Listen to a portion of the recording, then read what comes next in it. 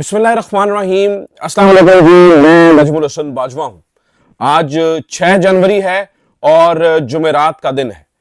नाज़रीन किराम, आज की वीडियो में बहुत ही अहम चीजें मैं आपके सामने रखने वाला हूं।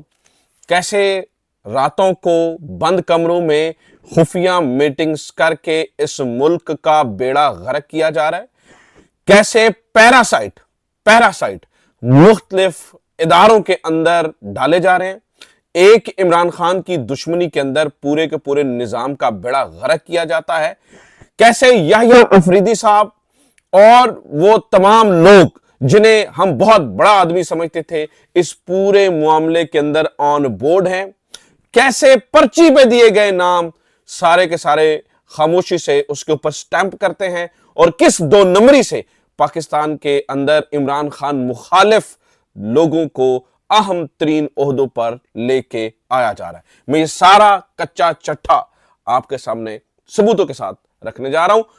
मेरा नहीं ख्याल कि इन चीजों को देखने के बाद, इन सबूतों को देखने के बाद किसी भी किस्म का कोई वहम बाकी रहेगा, किसी भी किस्म की कोई जो है ना वो बात बाकी रहेगी, क्योंकि ये वाज़े और साफ हो जाएगा कि ये सब मिली भगत से हो रहा है, ये सब आशीर्वाद से हो रहा है, ये सब थपकी से हो रहा है। वैसे तो मैंने 4 अहम तरीन खबरें आपके सामने रखनी है, लेकिन आगाज इंपॉर्टेंट तरीन खबर से करते हैं। नाज़रीन किराम, ये कैसा गठजोड़ है, मैं आज आपके सामने गठजोड़ बेनकाब करने जा रहा हूं, अगेन सबूतों के साथ बेनकाब करने जा रहा हूं।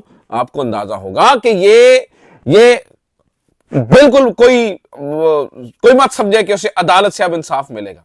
कैसे 39 जजों को, 39 जजों को किस गंदे तरीके से, घटिया तरीके से, खामोशी से सिस्टम के अंदर इन किया गया, और अब लेटेस्ट जो 9 जज लगाए गए, कैसे बेड़ा गर्क करके इन सारे लोगों को जो है वो सिस्टम के अंदर दाखिल किया गया।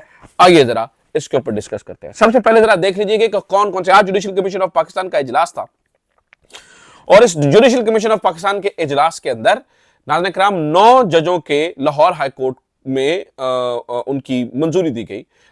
एडिशनल जज भर्ती किया गया, उनको जज बना दिया गया। 9 वकला थे, 9 वकीलों को जज बनाया गया। सबसे पहले आप ये जान लीजिए कि अगर लाहौर हाई कोर्ट में, सबसे पहला मेरा पॉइंट ये है, अगर लाहौर हाई कोर्ट के अंदर जजेस की कमी थी तो सरफराज डोगर अमलैंड पे जैसे इस्लामाबाद हाई कोर्ट उन्हें इधर ही रखा जाता, और इस्लामाबाद के क्या वकील मर गए थे या नालायक वकील हैं जिनको जज नहीं बनाया जा सकता, या वहां के जज नालायक जज है नीचे जिनको जज नहीं बनाया जा सकता। मकसद कुछ और था, 15वें नंबर के जज को लेके आना। खैर, उन सारी बातों को तो छोड़िए, पहले मैं वो 9 जजों के नाम आपके सामने रखता हूं, फिर मैं इनका गठजोड़ आपके सामने रखता हूं। ये 9 जज कौन कौन से हैं? Justice Khalid Ishaq, justice Chaudhry Sultan Mahmood, justice Malik Waqar Haider Awan, justice Javed Iqbal Wains, justice Syed Ahsan Raza Kazmi, justice Mohammad Jawad Zafar, justice Malik Awais Khalid और जस्टिस हसन नवाज मखदूम। ये 9 जज लाहौर हाई कोर्ट में एडिशनल भर्ती कर लिए गए हैं, वकीलों को जज बना दिया गया है। और ये 9 लोग कौन हैं एक्चुअली, इनके इमरान खान से क्या लेना देना है, क्या मामलात है, ये जानने से पहले जरा मैं आपको जरा थोड़ा सा ना उसे क्या कहते हैं, एक झटका दे दूं, आपको अंदाजा हो जाए कि जो 2 नंबरी कैसे की जा रही है, वो कैसे की जा रही है। नाज़रीन किराम, ये जो 9 लोग हैं, इनके बारे में कल रात को मोहम्मद इशफाक, दुनिया न्यूज के रिपोर्टर, बड़ा शानदार और बड़ा जेन्युइन रिपोर्टर, बड़ा मेहनती आदमी है, उन्होंने कल रात को एक लिस्ट भेजी और तकरीबन रात 10 बजे के करीब उन्होंने एक लिस्ट लगाई, और उस लिस्ट के अंदर उन्होंने तकरीबन 9-10 नाम लिखे। सुनिए जरा। Justice Khalid Ishaq, justice Awais Khalid, justice वकार हैदर अवान, जस्टिस जवाद जफर, जस्टिस सुल्तान महमूद, असद महमूद अब्बासी, जस्टिस गुल मखदूम, सैयद एहसन रजा काजमी, जस्टिस सरदार अकबर डोगर। इसके साथ उन्होंने लिखा कि जनाब और कल इन 10 की बतौर लाहौर हाई कोर्ट जज मंजूरी हो जाएगी। इनमें से 1 या 2 नाम ऊपर नीचे हो सकते हैं। इनकी जो मजदूरी है वो कल जो इनकी नाम है वो तय कर लिए जाएंगे, ठीक है, यानी कि इनको जज बना दिया जाएगा। माफ कीजिएगा। नाज़रीन किराम, कल रात ये डिसाइड हो चुका था कि सुबह सवेरे जज किसने बनना है। ये नाम पहले लीक आउट हो चुके थे और कुल मिला के थोड़ा सा ऊपर नीचे करके उन्हीं लोगों को जज बना दिया गया। अब ये जज कौन है और क्या ताल्लुक है इनका हुकूमत से, ये भी मैं आपको बता दूं। पहले बात आपने ये एस्टैब्लिश कर लेनी है कि रात ही फैसला हो गया था कि किस किसने जज बनना है। रात ही पता चल गया था कि किस किस को जज बनाना है। किसने? आजम नजीर तारड़ ने, किसने? नून लीग के ग्रुप ने, किसने? हुकूमत ने, और किसने? साइयों ने। नाम साइयों ने रात को ही फैसला कर लिया था। इसका मतलब ये हुआ रात खुफिया मीटिंग्स करके इनको पहले से डिसाइड कर लिया जाता है, बंद कमरों में बैठकर पहले से डिसाइड कर लिया जाता है, और बाकी सारा जो अवाम के सामने होता है वो ढकोसला होता है। पहले जज कैसे डिसाइड होते थे, पहले जज कैसे बनते थे? जुडिशरी खुद डिसाइड करती थी, मेरिट पे जजेस के लेके आती थी, और जुडिशियल कमीशन ऑफ पाकिस्तान के अंदर सियासतदानों का कोई ताल्लुक नहीं होता था। और जुडिशियल कमीशन ऑफ पाकिस्तान बड़ा फेयर तरीके से एक फेयर जज को ऊपर लाने की कोशिश करती थी। अंदर दो नंबरियां तो तब भी होती थी, लेकिन पूरा खेल ही 2 नंबर नहीं होता था। पहले जुडिशरी डिसाइड करती थी, अब सियासतदानों ने, खास तौर पर हुकूमत ने, खास तौर पर साइयों ने यह डिसाइड किया कि जज कौन कौन लगेगा। अब मैं आपको बताता हूं जनाब, कारनामा देखिए, आपको अंदाजा हो जाएगा कि कौन कौन सा जज लगा और उसकी क्या क्या औकात है। 9 जज हैं, ठीक है। अब 9 जजेस की जरा पोर्टफोलियो आप देख लीजिए। ये हमारे दोस्त मोहम्मद उमैर ने इनका पूरा पोर्टफोलियो डिसाइड किया, बताया है डिटेल से।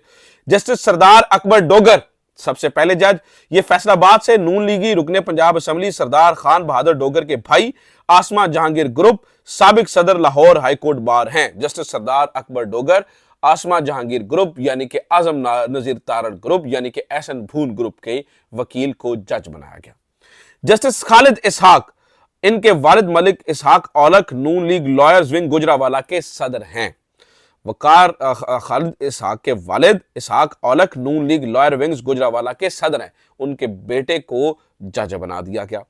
Justice Chaudhry Sultan Mahmood, additional advocate general Punjab, additional advocate general Punjab यानी कि हुकूमत का लगाया हुआ वकील, ऑफिशियली हुकूमत का वकील, ऑफिशियली उसको जज बना दिया गया। आगे चलिए, justice justice Malik Waqar Haider Awan Asma Jahangir group ताल्लुक मुल्तान से। जस्टिस जावेद इकबाल वैंस deputy attorney general, deputy attorney general को यानी कि अगेन एक हुकूमत का वकील, हुकूमत का लगाया हुआ वकील, हुकूमत के मुकदमों को डिफेंड करने वाला वकील, एक जज बना दिया गया लाहौर हाईकोर्ट का। ये जो जावेद इकबाल वैंस हैं, इनको आपने देखा भी होगा मुख्तलिफ अदालतों के अंदर जब लाइव समाअत होती थी, वहां पे मौजूद भी रहते थे। ये डिप्टी अटॉर्नी जनरल के हैसियत से भी काम कर रहे थे, इनको जज बना दिया गया। सैयद एहसन रजा काजमी, अगेन ताल्लुक आसिमा जहांगीर ग्रुप से। Justice Mohammad Jawad Zafar, prosecutor general Punjab, Farhad Shah के पार्टनर और करीबी समझे जाते हैं, ताल्लुक बहावल नगर से है, यानी कि फरहाद शाह के पार्टनर जो प्रोसिक्यूटर जनरल पंजाब है उसका पार्टनर आपने जज बना दिया। Justice Malik Awais Khalid, People's Party के वजीर कानून खालिद रांझा के दामाद, पीपल्स पार्टी के वजीर कानून खालिद रांझा का दामाद जस्टिस मलिक अवैस खालिद जज बना दिया गया। जस्टिस हसन नवाज मखदूम, आजम नजीर तारड़ के चैम्बर का वकील, अपने ही चैम्बर का वकील, अपने ही चैम्बर का वकील जस्टिस हसन नवाज मखदूम को लाहौर हाईकोर्ट का एडिशनल जज बना दिया गया। ये वो नाम है नाज़रीन इकराम जिनका फैसला कल रात को हो गया, जिनके बारे में कल पता चला और आज उनको जज बना दिया गया। और जब जज बनाया गया तो उनकी जो क्वालिफिकेशंस हैं वो आप देख रहे हैं। इसी तरह के 39 जज, इसी तरह के 39 जज सिस्टम के अंदर दाखिल किए गए हैं। ये 39 जज अगले 10-15 सालों के अंदर आपको इंसाफ देने की कोशिश करेंगे। ये 10-15 साल अगले ये 39 जज जो 26वीं आईनी तरमीम के बारे में आप ये के जरिए से ऐड किए जा रहे हैं, ये जो है वो अगले 10-15 साल इमरान मुखालिफ काम करेंगे। ये 39 जज। चले मैं अगली आपको अहम तरीन खबर दे रहा हूं। ये मैं एडिटर साहब को कहूंगा कि इसकी अलग से निकालें 1 मिनट की वीडियो और लगाएं रील को, कि ये खबर मैं अब आपको दे रहा हूं। ये जितने जजेस लगाए जा रहे हैं, आप ऐसे तज्जिया समझिए, खबर समझिए, ये जितने जजेस लगाए जा रहे हैं, कुल 39 जज लग चुके हैं इस सिस्टम के तहत। 60 जजेस को लगाया जाना है। नाज़रीन इकराम, जैसे डोगर कोर्ट्स जो मुशर्रफ ने जज लगाए थे उनको घर भेजा गया था, आज लिख के रख लीजिए, मैं आपको यकीनन मतलब कुल ईमान से कह रहा हूं कि ये जो 60 जज हैं, इन 60 जजों को घर भेजा जाएगा जब 26वीं आईनी तरमीम फारिग होगी, क्योंकि ये होना ही होना है। जुल्म का निजाम, जबर का निजाम इस तरह से नहीं चल सकता है जिस तरह से चलाया गया। ये 60 जज घर जाएंगे, ये अपने चैंबर्स के वकील, अपने रिश्तेदार, अपने भांजे भांजियां, अपने लोगों को एडजस्ट करके जजेस बनाया जा रहा है, और उसका सबूत मैंने आपके सामने रख दिया है। कल रात ही एक लिस्ट आ गई थी, पता चल गया था, और उनका ताल्लुक कहां से है वो भी मैंने तफसीलात आपको बता दी है। तो बाकी पीछे क्या रह जाता है नाज़रीन? अब मुझे बताइए कि पीछे कोई वहम बाकी रह जाता है कि ये जो लोग हैं ये किसी भी तरह से इंसाफ करेंगे, या इनका कोई इंसाफ से कोई दूर दूर का लेना देना होगा, या ये किसी तरीके से इंसाफ होता हुआ ही कम से कम बर्दाश्त कर लेंगे? ये ग्रुपिंग होगी, ड्रामेबाजियां होंगी, और खास तौर पर इमरान मुखालिफ काम होगा। लेकिन ये सारे के सारे जज फारिग होंगे। मैं आज आपको बता रहा हूं, ये सारे के सारे जज फारिग होंगे, ये रह सकते नहीं है। तो ये नाज़रीन किराम आज की सबसे बड़ी अपडेट है। दूसरी अपडेट सुन लीजिए जरा, दूसरी बड़ी खबर पे आते हैं। दूसरी बड़ी खबर नाज़रीन किराम आज की ये है कि जुनैद अकबर और आलिया हमजा ने इनका बेड़ा गर्क कर दिया है। जुनैद अकबर और आलिया हमजा ने हुकूमत को नाको चने चबवा दिए। खबर यह है नाज़रीन किराम के 8 फरवरी लाहौर के जलसे से डरे हुए आलिया हमजा कोर्ट पहुंची, वहां पे कहा गया फैसला करें, और उसके ऊपर कोई फैसला नहीं होगा। जुनैद अकबर ने यह भी बता दिया है कि मुझे 75 करोड़ रुपए की ऑफर की गई और मैंने वो ऑफर नहीं ली वोट चेंज करने का। अब मसला यह है कि ये जो मौजूदा रजीम है ये इमरान खान के इन 2 खिलाड़ियों से डरा हुआ है, और ये सरप्राइज देने की अहलियत रखते हैं। और मैं आपको ये बता रहा हूं, आज खबर दे रहा हूं, अगले 2 दिनों के अंदर जुनैद अकबर और आलिया हमजा आपको प्लेजेंट सरप्राइज देंगे। प्लेजेंट, आपको मजा आएगा, आपको अंदाजा होगा ये हैं वो लोग जिन्होंने अवाम को इकट्ठा करना था, अवाम को लेकर चलना था, अवाम को यकजा करना था, और ये लोग अवाम को यकजा करते हुए आपको नजर आएंगे। तो ये आलिया हमजा, जुनैद अकबर, ये 2 सरप्राइजिंग खिलाड़ी आपको अगले 2-4 दिनों में इनको आप देखेंगे। अच्छा जनाब, एक और खबर सुनिए नाज़रीन किराम। आज देखिए, इसे जुल्म की इंतहा कहा जा सकता है, लेकिन मैं आपको बताऊं ये सब फड़े जाएंगे, ये सब लटकेंगे। खबर सुने, खबर ये है कि जनाब आज वज़ीर आज़म और उनके बेटे यानी शहबाज शरीफ और हमजा शहबाज को रमजान शुगर मिल से बरी करार दे दिया गया। यानी वो जो इनके खिलाफ एहतसाब अदालत ने वो फैसला होल्ड किया हुआ था जी, वो फैसला सुना दिया जी, ये बरी है। कैसी अजीबो गरीब बात है। मैं इनके बारे में भी आपको प्रेडिक्शन दे रहा हूं नाज़रीन किराम। जितने चोर उचक्के, जितने लोग ये जो मैनेज्ड अदालतें हैं इनसे इंसाफ ले रहे हैं, ये तैयारी पकड़े। जो इंसाफ पसंद जजेस हैं वो बहुत गुस्से में हैं, बहुत उन जो है ना वो उनके अंदर एक गुस्सा है, और वो इन सारे निज़ाम को मैं आपको बता रहा हूँ लपेटेंगे। रमजान शुगर मिल्स में आज ये जो बाप बेटा बरी हुए हैं, इनके ऊपर फर्द जुर्म आयद हो रही थी जब ये वज़ीर आज़म बने थे। आज ये सब ठीक हो गए, ये नंगा हो गया कि किस तरह से निज़ाम को फ़ायदा पहुंचा, निज़ाम को इस्तेमाल किया जाता है सियासतदानों को फ़ायदा देने के लिए। आज ये सब कुछ नंगा हो गया। लेकिन नाज़रीन किराम, इसके ऊपर भी आप जो है ना वो सब्र रखें, ये भी जेल की काल कोठरियों में होंगे, क्योंकि इंसाफ पसंद जज जो हैं वो इनको छोड़ेंगे नहीं। अच्छा जनाब, अगली खबर सुन लीजिए। अगली खबर यह है कि जनाब वाला पीका एक्ट जो है उसको एक काफी बड़ा झटका लगा है। लाहौर हाईकोर्ट और इस्लामाबाद हाईकोर्ट दोनों में इसको चैलेंज किया गया है। अगर तो इसे मनपसंद जजेस के पास आमिर फारूक साहब ने ना लगाया तो पीका एक्ट आपको अगले कुछ दिनों में उड़ता हुआ नजर आएगा। पीका एक्ट जो है वो आपको यहां से जाता हुआ नजर आएगा। ये बड़ा जबरदस्त किया सहाफ़ियों ने भी और पाकिस्तान तहरीक इंसाफ के लोगों ने भी कि इस काले कानून को चैलेंज किया, और ये काला कानून आपको अगले कुछ दिनों में फारिग होता ना, ये भी अच्छी खबर है, ये भी आपको फारिग होता नजर आएगा, क्योंकि ये ज़्यादा देर तक कायम रह नहीं सकता, क्योंकि ये मामला सुप्रीम कोर्ट तक जाएगा। वहाँ पर जज बैठे हैं, गो के इसमें कोई शक नहीं है कि मैनेज्ड अदालतें हैं, मैनेज्ड जज हैं, लेकिन फिर भी इंसाफ से मुझे तवक्को है ये ज़्यादा देर तक जो है वो कायम नहीं रह सकेगा। एक और खबर सुन लें इंग्लैंड से, बरतानिया से। हमारे दोस्त हैं आसिफ भट्ट साहब, बरतानिया नॉर्थ वेस्ट के प्रेसिडेंट हैं पाकिस्तान तहरीक इंसाफ के। पता चला जी उनके घर पे हमला हुआ है। अब आसिफ भट्ट बड़ा शानदार आदमी है, मैंने उसको देखा है किस तरह से वो कंडक्ट करवाता है पाकिस्तान तहरीक इंसाफ के मामलात को यहाँ पर, कैसे उसके जो है ना वो इवेंट्स होते हैं, बड़े बड़े इवेंट्स आसिफ भट्ट करवाते हैं, और उनकी तंजीम जाजेब हैं और मुख्तलिफ लोग हैं यहाँ पे। मतलब का नाम लूँगा तो काफ़ी नाम आएंगे, लेकिन यहाँ पर जो PTI यूके की इंतजाम यानी वो लोग हैं वो बहुत शानदार काम कर रहे हैं, लेकिन अब मसला ये हुआ है कि पाकिस्तान से हमले करने वाला मामला यूके तक पहुंच चुका है।